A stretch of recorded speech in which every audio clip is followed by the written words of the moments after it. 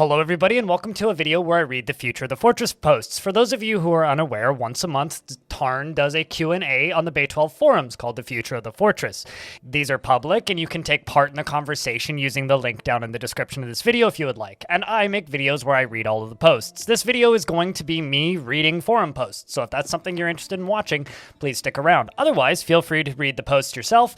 Link is in the description. The first question is from Rum Rusher and they say, "The one thing about the villains arc stuff is I hope you can play into the villains that join the fort than having to treat them like a pest. Like, are villains that move to your fort still count as a citizen when they are the last citizen? I wonder if this might ruin the villain hermit runs." And Tarn's response is, "I think we're generally planning out to not end forts.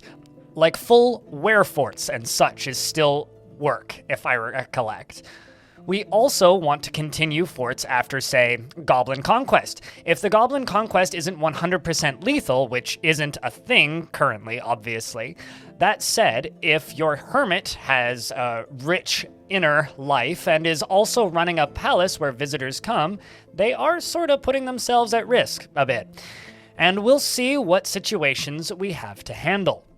The next question comes in from Octopus Fluff, and they say, "Now that the game is out, I can see that there's some stuff in vanilla definitions that would allow a degree of changes, but it requires me to change my question. Will we gain the ability to add mods to an existing save files? This has become a serious obstacle with mods that aim to improve the accessibility by adjusting icons in the UI. Or, in my case, replacing audio elements that are highly disruptive, like the horrific bird noise in the grasslands, which is absolutely deleterious. Deleterious? Is that a word? To some of us. Making a new save file every time we discover an experimental issue that someone solved with a mod is problematic." And Tarn's response is, "Graphics stuff can already be adjusted without worries about saves, I think. I was just doing it during the development time anyway. Sound just isn't that moddable yet. The format there isn't really complete.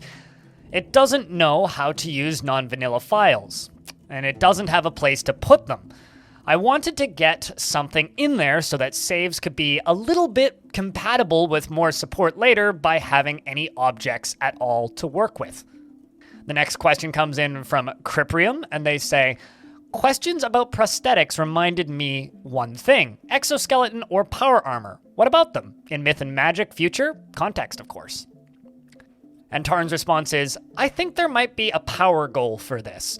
We've vaguely thought about it anyway, in a few DF contexts. Any magic armor that impacts attribute and skill improvements in any setting is some kind of power armor.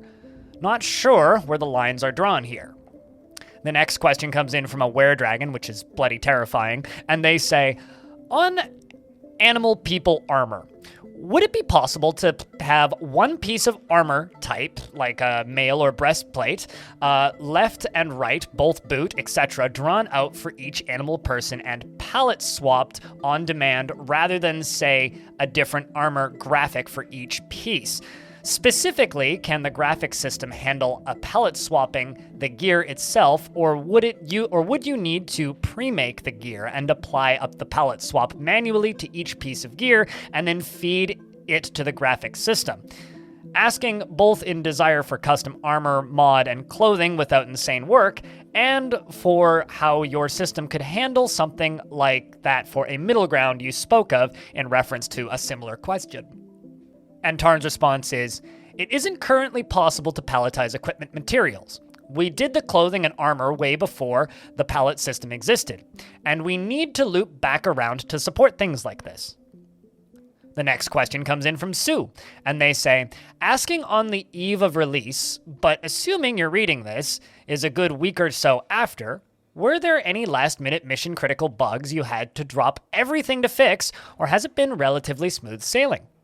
And Tarn's response is, "Before the release, it was mostly good up until the end, though we had some crashes and such that weren't reproducing, etc., or that were rare enough but we couldn't figure out. Right after launch, the crashes, of course, amplified a bit, but it also meant that it could be fixed quickly, mostly. We're also handling what's hopefully the last of the save corruption now. The next question comes in from Gutless Jim, and they say, will there be any way to import my current fortress into the premium version and be able to see it with graphics? They're referring to version 47, I assume. And Tarn's response is, nope, it was just too much to do. The next question comes in from Vanzetti, which I'm probably butchering, and they say, I've seen that the plan for boats is for them to be able to turn 90 degrees. Does this include turning X or Y axis? Is that turning into a floor and or collapsing? And Tarn's response is, the tricky part here is mainly the floors, then the thin floors, and the thin floors on top of wall blocks. Neither of these are really supported if you rotate, without adding completely new types of tiles that the game doesn't understand at all yet. It doesn't mean it's impossible, just complicated, and potentially not worth it. The next is, I assume, a hilarious joke from Higher Sight Offender offending something, and they say, will you make NFTs for people that donated back in the day? That would be really sweet.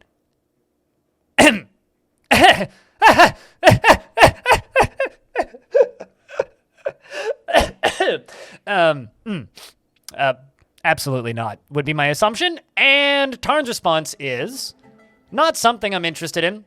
I don't support them, but this is not the place for what is already a much-had discussion. The next is a double whammy from Shell High Dweller, and they say, couple of World Gen questions. Mineral scarcity. In advanced World Gen parameters for every type of the world from 2500 to 100, anywhere in 50.01, was this simply to increase minerals in worlds, or did the balance change somewhere requiring the value of 100 to produce the same kind of result as 2500 in the previous version? Titan and Werebeast triggers changed from exact numbers on a 1 to 5 scale, and we can still adjust worldgen.txt to use exact figures, or will these be ignored now? Also, would it be possible to have an option to turn off the DF hack style prospector thing from the embark screen in the future? I get that some people are quite vocal about demanding to know exactly where iron, gold, and copper are, but it's kind of destroyed one of the fun things about Fortress mode for me, which was adapting to what we discover upon striking the earth, into the unknown, but actually not. And then secondly, they ask, how do the difficulty setting, custom menu, population, and trade setting siege triggers interact with the triggers in the RAWs? Like most people playing with the worlds in several different enemy civs, I've set the triggers individually per civ. Are their RAWs triggered now ignored? Also, I tend to agree with the showing of metals. For those of you who've only started playing since version 5, we used to not know where sand was, and we used to not know what kind of metals. It just had a generic some metals, metal, deep metal, or shallow metal, never specified what kind of metal. And Tarn's response is, there's been some reworking of equations generally, but mainly, yeah, this was to increase the occurrence of minerals in default play. Of course, we improved the site finder after this, so it might not have been necessary in retrospect, but I think people will normally want a fort that works and has lots of stuff. The world trade system is really necessary before we start grappling with scarcity in any serious way. Probably. An option to show metals isn't a huge technical problem, of course, but as people pointed out leading to the current change, it was almost worthless. It basically meant gold and never iron, for example, as I recollect. Part of the rework was to add some deeper sedimentary layers, presumably ones that have moved about, though we don't really understand the DF strata, etc. Which evaluates this somewhat, but originally it was less of adapting to the unknown and more, there's no iron again, as I understand it. I do agree with Tarn here that there is no iron again is often a problem for many players, but personally, if I was given the option, I would turn off showing what metals are there because I enjoy the surprise and kind of working with my surroundings, focusing on Goblinite or focusing on importing the type of metal that I need. I found that to be a fun gameplay type. Some people didn't like that. I understand the change, but would love an option to turn it off if possible.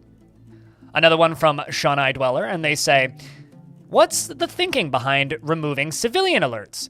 Is it due to some plans that you have for later improved sieges, or a feature that you just haven't finished implementing yet? I think most players, as in actual players, not folks trying to get started to set up a civilian alert, are our plant gatherers and hunters just supposed to die unless we indulge in horrible micromanagement of manual burrows? Or is there a missing get to the tavern general button somewhere that we've all missed? This is reminding me of the Age of Empires alert bell. And Tarn's response is, we're going to get something back there, or something to the general equivalent, likely before the army stuff or any of that. If I recollect, it was interfering with the new military tab, trying to keep it workable, and I just had to get something finished. The next one is a quote from Cadzar, and also Stained Class, and they say, what's the current priority for adding things like maps, exports for Legends mode to the Steam and itch.io release? And then the second question is, will Legends export like the XML dump and maps.bmp exports and other infos on the world, like world gen file, be in the future version for premium game? And Tarn's response is, it's up there with other stuff that used to be in the game, but is missing. All important to do.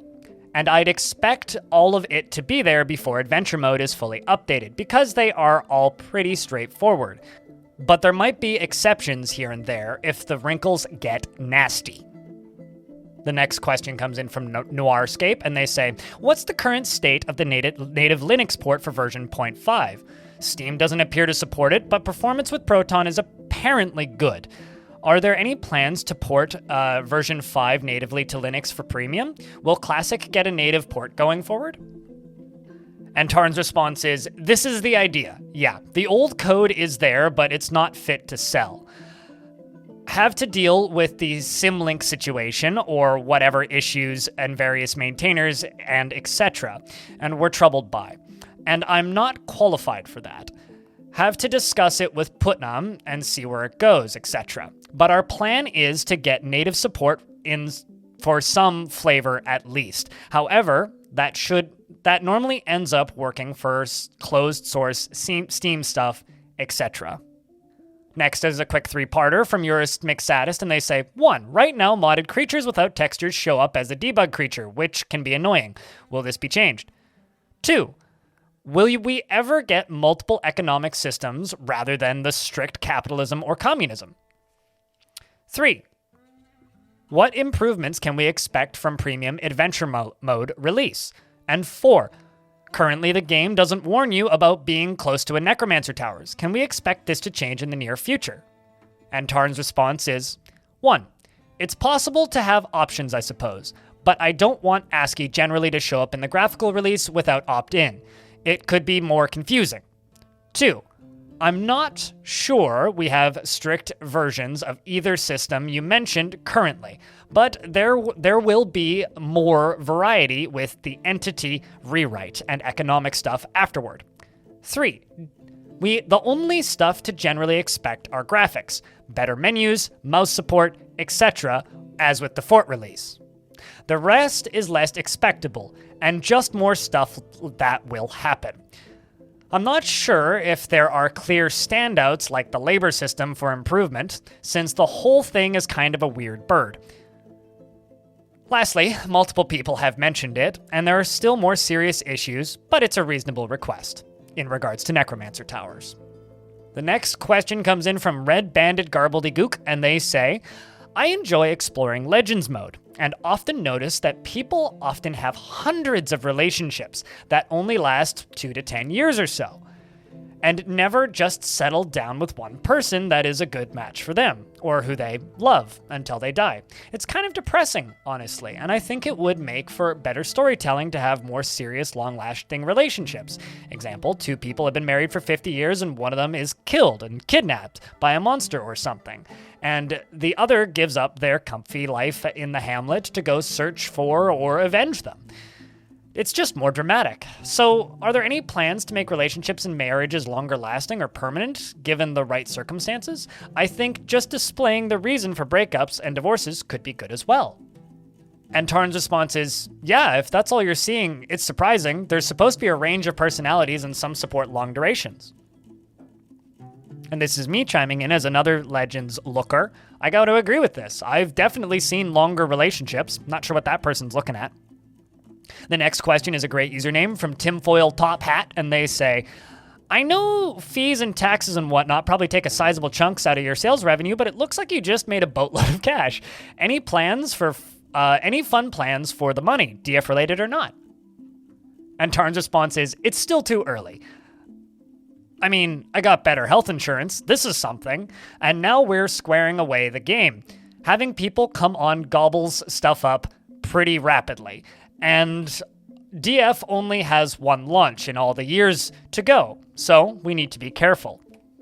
The next question comes in from Fi, or Fe, and they say, regarding a particular game mode, out of sheer curiosity, since I don't know much about Dwarf Fortress's development, why is Adventure Mode always at the bottom of the barrel when it comes to updates in comparison to Fortress Mode and Legends Mode, and possibly Arena Mode? Even before Dwarf Fortress's very successful release on both itch and Steam, congratulations by the way, I got me a copy on Steam as soon as it became available, and Adventure Mode was always last to receive the same amount of attention as Fortress Mode receives. And now it's yet last again to receive updates implementation into the premium version of Dwarf Fortress. It's my favorite game mode, so I can't help but wonder. But thank you for all that you and your brother do. I am very much looking forward to Dwarf Fortress's bright future now that premium variant has been released. Now, Tarn quotes ClinoDev's post, so I will read that first. And he says, I can totally see how you'd think that from recent dev cycles, but a normal cycle is 70% Legends mode, 20% Adventure mode, and we should probably put out a release, 10% Fortress. Didn't get everything done that we wanted done, but we had to release. Maybe we'll get around to putting these new adventure features in Fortress one day, which is very much the case. And Tarn's response is, I think the responses here more or less cover it. If you cast your view a little further back, it's simply not the case. It is the case the adventure mode is rougher. And I think that's because it's simply harder to write a procedural RPG than it is to write a procedural settlement manager, and get up to territory where it feels acceptable. At least in the situation we have here, where we're not willing to use most RPG tropes, practices, etc. That would make things easier, like hit points or scaling equipment, drop tables, or etc, etc. But there's a lot of planned features for Adventure Mode, and we work on it quite a bit. Another one from the star of the show, Shawnai Dweller, and they say, I'm seeing some changes in the world gen between 47 and 50 in my modded world. Mostly that my one incredibly aggressive expansionist city building civ is not expanding as you'd expect them to do in 90% of the worlds generated in the previous version. And they are content to found a couple of sites and then build tombs until they go extinct. Some RAWs and same world gen settings, no errors in copying stuff across as far as I can see, just different. What kind of adjustments were made to world gen balance this time that might affect the rate at which civs spread out? Maybe some necromancer nerfs or something? Edit. After some fiddling, I found that adding indoor-outdoor farming gets them working again. I assume that this addition/fix to the economy working behind the scenes. So generally, is anything else interesting going on behind the scene during World Gen? And Tarn's response is, I don't remember a change here with farming, but it's possible some bug or other was squished that changed the balance of things. The main thing I remember is just that book writing slowdown that Putnam found. And the UI, of course. The next is a double question from Immortal D, and I'm not even gonna try. And they say, can you elaborate on what Putnam will be doing over the coming months? Do you have plans to hire additional help in the near future? And have you been receiving feedback about quality of life changes on the UI, tombs, zones, report history, etc.? And also the second part, which I won't try, and they say, I assume this might be very well clarified soon enough anyway by either Putnam, Tarn, or Kitfox, but I'm curious if there is a specific focus that Putnam is currently set to have. I might be wrong, but I'd assume Toady will want to keep the big picture, foundational feature coding of the game to itself still.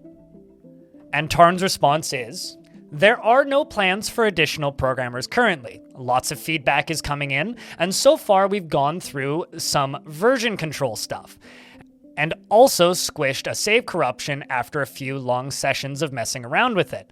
I was mainly backseat driving through the DF oddities while Putnam used a debugger and tested and saved, etc. Putnam also fixed some other issues here and there, and that seems like what it'll be like. I think I'll be doing the arena changes at some point and we'll get them merged in. It's possible that the save corruption stuff will be patched in sooner, but it's just more difficult to schedule quick patches now that there are so many more moving parts. At least now, before everything is settled. I'm not sure about the longer question of division of kinds of coding labor yet. It's just too early to know.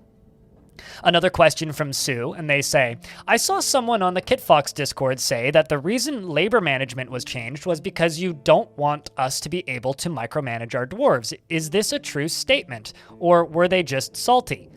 We quite liked the degree of control we had in the old system, so if it was intentionally removed and won't fixed rather than an unexpected side effect of the new one, well, we'll all be a little sad. What has collaborating with fans been like? Will Mike and the others be continuing to provide assets as development continues? They're referring to the artists who were originally modders. And Tarn's response is, I specifically set up work details so you could micromanage your dwarves, and they aren't necessarily for people that like the automated system, aside from some of the default ones. So this seems misplaced. Obviously, there need to be improvements. They are already in progress. Having people familiar with the project, working on the project, has always been great, ever since we started. There'll definitely be a need for art as we continue with the arena stuff, I'll be getting to soon, and certainly as we continue with adventure mode. A baby aardvark was also drawn recently. A three-parter question from Slap Factory, which is answered pretty concisely, so I will read it all at once. Slap Factory says, I noticed in the Steam version that combat announcement logs are currently limited and temporarily compared to the previous version, and I just wanted to check if there was a more comprehensive and permanent log that will be brought back into the future versions. Rereading what my guys were up to is important for storytelling purposes.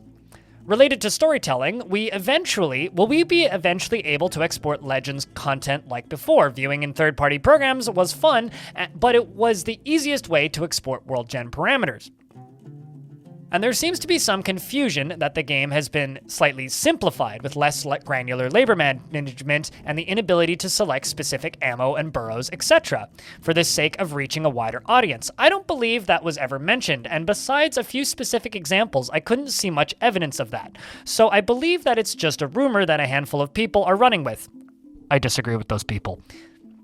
I'm certain that a lot of examples people cite are things that are currently in the works, unless I missed it, which I totally could have. It might be nice to have a list of familiar features currently missing that are being worked on from the old version that will make their way into the Steam version versus things that have actually been simplified, if this is the case. And Tarn's response is, yeah, we just ran out of time. I was working on it a week before the release, but it wasn't going to be testable, and now we're fixing serious bugs, etc. It'll be a bit more time, but it's one of the high priority things to get back in regards to the combat logs.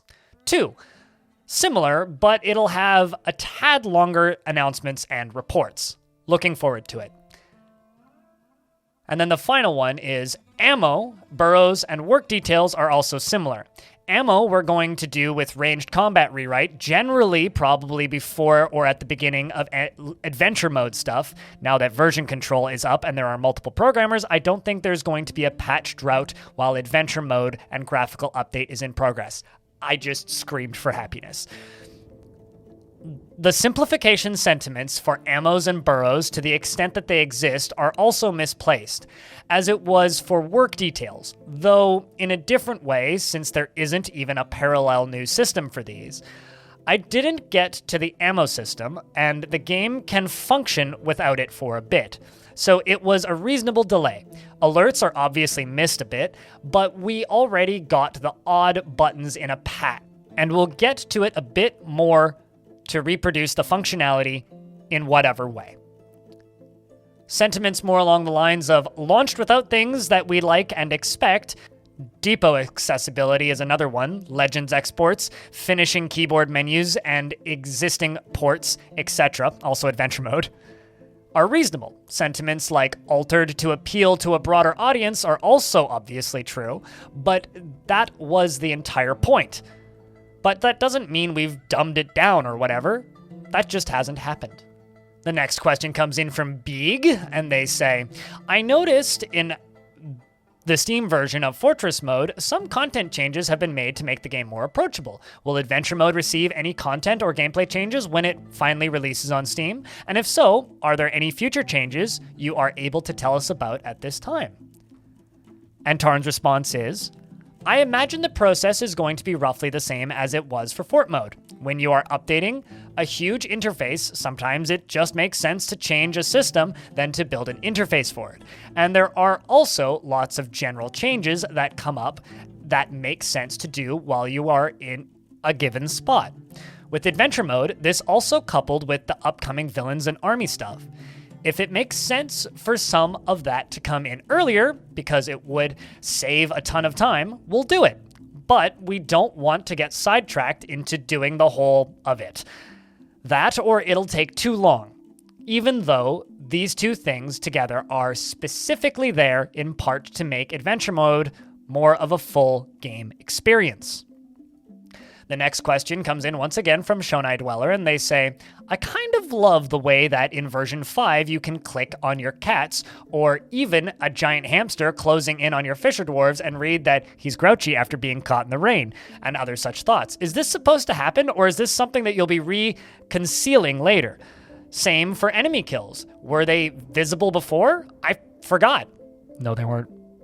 And Tarn's response is, yeah, I think it's a little weird sometimes, but mostly they've been funny, and it doesn't really bother me if it's changed. I'd hope for something interesting to compensate. Personally, I love to read that a goose is rude and does not value the law. That is always funny to me and will always be funny to me. The next question comes in from Nope Nope, and they say, is open sourcing parts of the game, especially ones that relate to the more tedious aspects, such as rendering and interface, etc., now in the realm of possibility? And Tarn's response is, the rendering part specifically has been open source for a long time, though that's the current hiccup in Land since it normally is packed in with the Linux version. And DFHack people have a current copy of GSRC, though. The new interface stuff isn't made with an API or Lua or anything, so it can't be released simply. The next question comes in from Fat Ace. I have to be careful with that one. And they say, with the new additions to the Hidden Fun stuff and gem spires and other goodies, will there be changes or tweaks to this? While this might seem very hard for new players, this is an oddly easy way to obtain divine artifacts, especially since the baddies can spawn within, tend to be made out of dust or something very weak. With those changes to the Hidden Fun stuff, will there be changes to vaults or anything for adventure mode? Is it possible to open an underworld pillar in adventure mode and cause demons to spawn too? With more or less likely when adventure mode is released, a lot of new players will question why we can't mine. Lol. Will anything be implemented to let us do this in adventure mode? Maybe something similar to how DFHack's GUI and Adventure Fort worked. I would assume it would only allow us to dig in our player-made camps and nowhere else. Without having you spoil too much, will there be any adventure mode bugs or issues that will be fixed for the adventure mode release? And Tarn's concise response is, yeah, these were tweaks to existing stuff pretty much. If you mean soon, it's not a priority compared to the stuff that we're currently facing. 2, 3, and 4, Adventure Mode is going to undergo the same process that Fort Mode went through. And it's not just a graphical upgrade. We fix stuff, adjust stuff, and make things more sensible, and add whole new chunks, etc. Of course, making Adventure Mode really work well has been an ongoing issue, so I don't think that we're going to shoot for too much. Completing villains and the army stuff are entirely aimed at this, and we don't have to do them all at once, and probably shouldn't. However, I'd be shocked if there weren't little additions here and there. The next question comes in from Shonai Dweller, very much the main character of this episode, and they say, very much looking forward to adventure with this tile set, and the awesome soundtrack, or maybe more soundtrack, that would be nice. It should be great fun having given yourself a much further away deadline to get it done.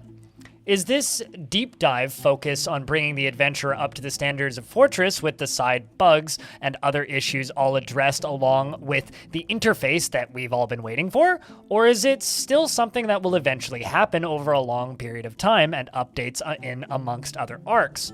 Well, none of it is finished, of course, and how finished will it feel as a game compared with Fortress when this update is done, do you think? Is the plan to release Adventure, then get back to Villains, or release Adventure once Villains is done, since it seems to be a large part of the future Adventure play?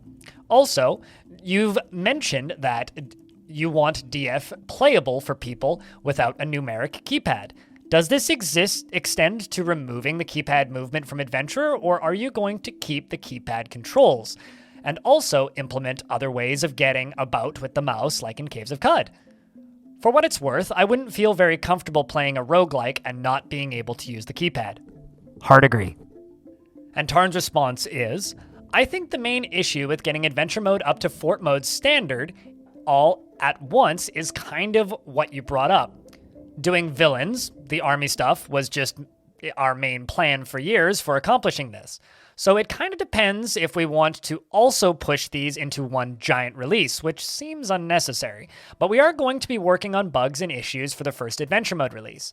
I think that we're going to try and keep Adventure Mode entirely keyboard friendly. This would have been nice in Fort Mode as we are already experiencing. Just having keypad and no keypad options for key binding seems like what people want, in addition to mouse support. Could not agree more, Tarn. Could not agree more. The next question comes in from Tsalest, and they say, what parts of the ear do BP appearance modifier parameters correspond to? Right now it seems to be a bit vague, and it really could use some clarification. I have no idea what that means. And Tarn's response says, I think your diagram is basically how I thought about them at the time. If the broadness there is extended to the whole ear width uniformly, and not just making the tip longer, so you basically scale the shape in either dimension, rotate out, and fuse the lobes. Yes, ears. Moving on. Another one from Shanghai Dweller, and they say, setting tombs in the new interface seems actually harder than previously, making a 1x1 zone on every coffin unless you enclose every coffin on its own and use the multi command. Is this something that needs more development to have multi-recognize zones of unenclosed coffins as separate burial places? Or is your vision of Dwarven burial to have each coffin in its own room and therefore a system working as intended? Also, because the tombs are zones, when you designate a memorial hall over the graveyard, it says overlapping, which I think reduces the value, right? Given it's not a big deal, but I do like to avoid overlapping zones. And Tarn's response is, we wanted to add some kind of catacomb zone to cover this, and didn't get there. It came up quite a bit in the pre-launch testing, and I don't think I can easily multi-recognize semi-enclosed spaces well. Although I'm assuming there's some various existing work on that. As a side note, overlapping is a huge penalty now, so we're going to want to fix the spots where it feels improper. The next question comes from Gototototo, and they say, will DF ever support higher population counts, typically cap mostly due to performance reason, at 200, in World Gen Dwarven civilizations get to the thousands, with the largest I've ever seen at 140,000. Holy shit. While human typically get into the tens of thousands. With a lot of their population being stacked in town sites, which again, due to performance issues, are unplayable relative to our world. In the medieval period, though even the largest human settlements pale in comparison to most small and medium-sized historical sites, and player fortresses barely pass as villages to the point where it's easier to think of various entities as city-states rather than more widespread empires. And notions, and something which fits the pretty small in-game world size pretty well, and a direction that I think Dwarf Fortress should actually lean into. Similar games like Songs of Six usually have their player settlements reach in the thousands, and while I totally understand that this performance cap is due to technological limitations, which the aforementioned game doesn't have, can we expect a rise in site population performance anytime soon? Metropolises being larger than IRL hamlets and armies being larger than the dozens would help great for immersion, IMO.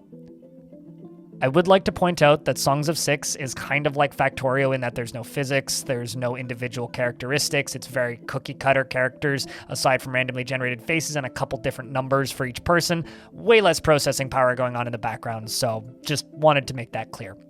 On to Tarn's response.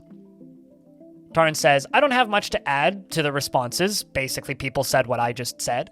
And he says that it's just hard to make the numbers higher. The technological limitations are the main and only problem. The next one comes in from Squamouse, and they say, I've noticed that in the current version, you're no longer able to assign a pet sapience to a squad. In prior versions, you could, for example, mod the game to embark with trolls and then assign these trolls to a squad led by a dwarf and give them weapons and armor and all that. Is the current absence of this feature a bug or intentional? If the latter, I understand, given that sort of thing will probably get a more nuanced system in the future, but a lot of mods used it, so if it's gone for good, it'd be good to know. For a while now, cannibalism has been completely impossible, even if a civ has ethics to allow it. Are there any plans to change that in the near future? And Tarn's response is, I didn't intentionally make a change from the old behavior. I'm not sure, but it might be because if I was wary of having militia captains being appointed and it was more noticeable in the new interface. I'm not sure. And in regards to cannibalism, he says, I'm not sure. Generally, the near future has much larger issues, but it is reasonable for things to line up, at least to some extent, where the whole new mechanics aren't required. The next one comes in from Jephog, and they say, how did the stress feedback shape up? Any insights about mechanics involved? And Tarn's response is, I must have written this up somewhere, but you can see the system is completely different now. There are happy faces up at the top, which are the current stress level, and then that impacts the long-term stress level, which can currently only be seen with haggard and etc. Adjective. And yellow faces, etc. It can never become harrowed. Only the red ones. I think the red ones go through long-term stages faster, like a red one will hit Level 1 long-term stress much faster than a yellow, and a yellow caps there, while a red one goes on to level 2 and 3. We adjusted tantrum, etc. frequency a bit too, I think, and also rebalanced some of the thoughts and memories, I think. With a lot of people playing now, I think we should have some good feedback, but I haven't gotten a chance to go through it. Yet another question from the sponsor of this show, Shauhai Dweller, and they say, Wiki states advanced World Gen Beast and End Year checks for dead Mega Beasts and Titans. Is it just Mega Beasts and Titans, or do Semi-Mega Beasts and Forgotten Beasts count? And how is every Mega Beast and Titan a historical figure? Or are there pools of abstract Mega Beast pops somewhere? I ask because in my settings are at the end of 50% with checks starting at the year 250. And I've only just generated a 1,000-year-old world, which, according to Legends mode, historical figures list 35 of 36 megabeasts, and 13 of 18 titans are dead. So just wanted to check exactly what's checking before sending a bug report. And Tarn's response is It checks the percentage of initial starting population versus the size of the HF_mega vector. That should be living megabeasts and titans. The only way that you're seeing is not a bug is if most of these megabeasts were children and not original, I think. Maybe. Like if the initial pop were 9 megas and 18 titans and 14 of 27 are remaining is still above 50%, I'm assuming you started with more than 9 megas. Another question from Tvaz, and they say, how close are we to adventure mode release? I'm really missing it.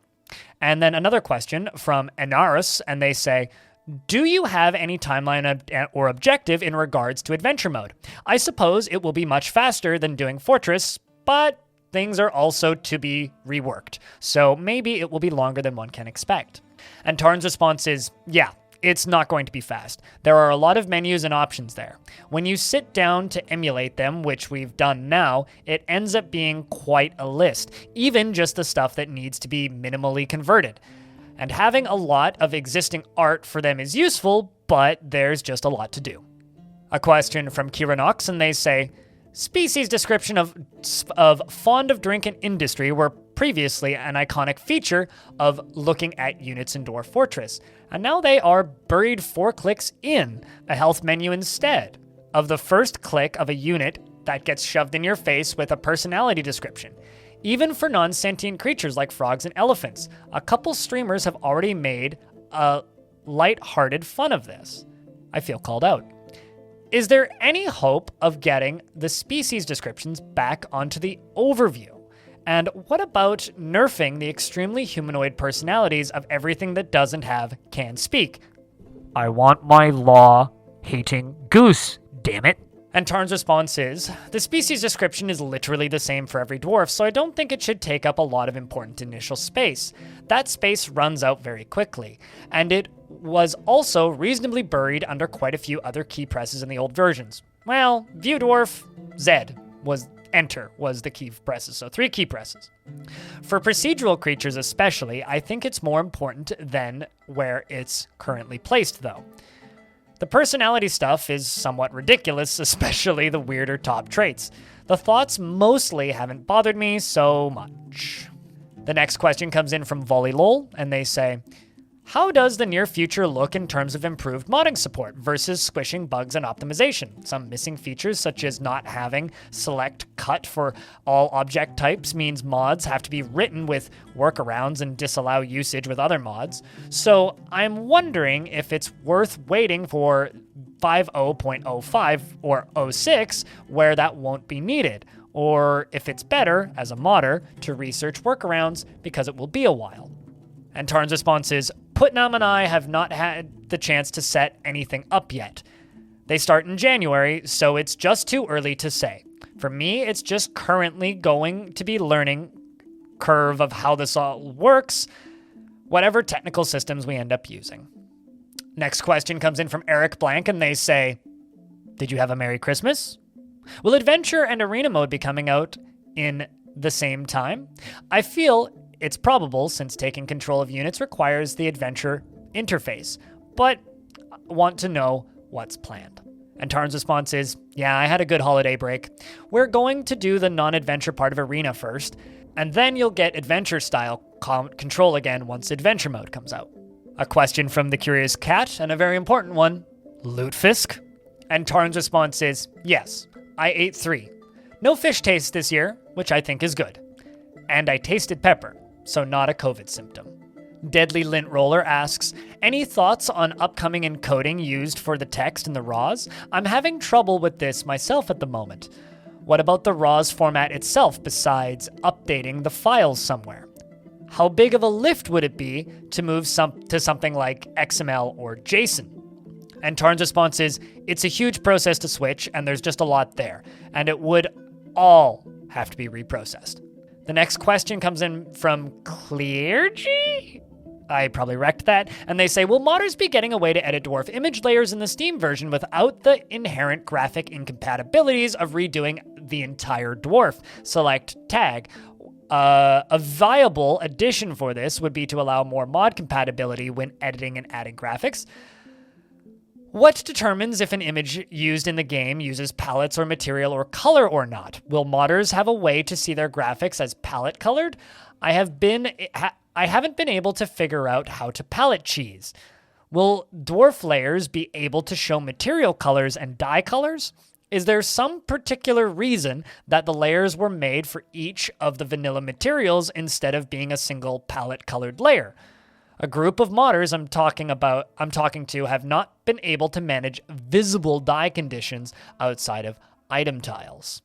And Tarn's response is, if something along the lines of creature varieties stuff where you can move around and insert etc. would be useful, that's certainly doable. And doable everywhere, eventually. Though it becomes a larger project. I understand that the current system is quite clunky. Palette availability is determined by whether we get to them or not, really. They were a later addition and it didn't make it everywhere. They didn't already exist, which includes all the creature stuff. Palettes didn't exist at the time, so dwarf layers don't refer to them. A double-up question from Shanghai Dweller and Randomizer, and they say, are there plans to be able to save the difficulty settings at some point? It's a little frustrating to have custom settings reset at the start of every game.